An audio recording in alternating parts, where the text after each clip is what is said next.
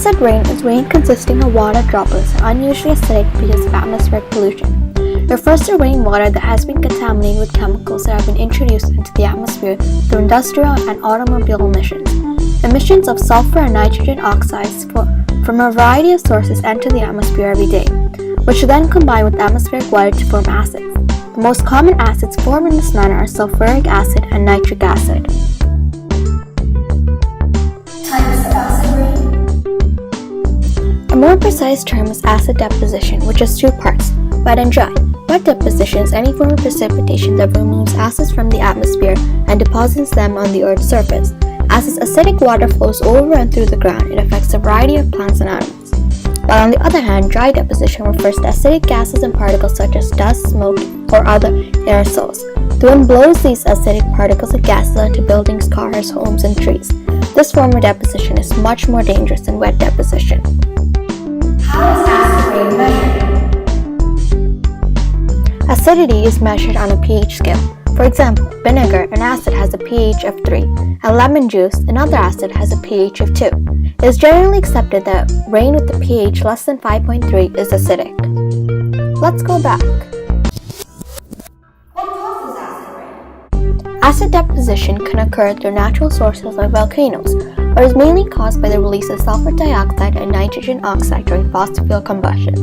When these gases are discharged into the atmosphere, they react with water, oxygen, and other gases already present there to form sulfuric acid, ammonium nitrate, and nitric acid. These acids then disperse over large areas because of wind patterns and fall back to the ground as acid rain or other forms of precipitation. Effects of acid rain. Aquatic settings are most clearly impacted by acid deposition because acidic precipitation falls directly into them. Both dry and wet deposition also runs off forests, fields, and roads and flows into lakes, rivers, and streams. As this acidic liquid flows into larger bodies of water, it is diluted, but over time acids can grow and lower the overall pH of the body. Acid deposition also causes clay soils to release aluminum and magnesium, further lowering the pH in some areas. If the pH of a lake drops below 4.8, its plants and animals risk death, and it's estimated that around 50,000 lakes in the US and Canada have a pH below normal.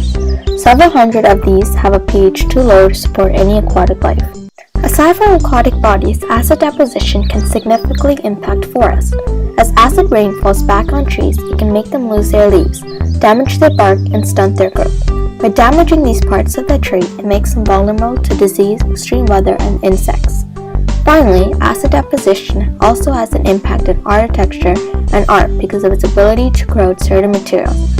Acid deposition can also corrode modern buildings, cars, railroad tracks, airplanes, steel bridges, and pipes above and below ground. What is being done? Canada's response was to create a federal-provincial team to devise a common solution, the 1985 Eastern Canada Acid Rain Program. It established an Eastern Canada cap of 2.3 million tons of sulfur dioxide in the 7 easternmost provinces to be met by 1994 and maintained until 2000. Number 2, 7 federal provincial sulfur dioxide reduction targets for each province east of the Manitoba-Saskatchewan border to meet this regional cap. And number 3, a science monitoring program. In conclusion, the two primary sources of acid rain is sulfur dioxide and nitrogen oxide. Automobiles are the main source of nitrogen oxide emissions, and the utility factories are the main source for sulfur dioxide emissions. These gases evaporate into the atmosphere and then oxidize in clouds to form nitric or nitrous acid and sulfuric acid.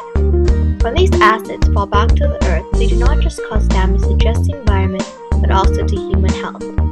Acid rain kills plant life and destroys life in lakes and ponds. Governments have passed laws to reduce emissions of sulfur dioxide and nitrogen oxide, but it is no use unless people start to work together in stopping the release of these pollutants.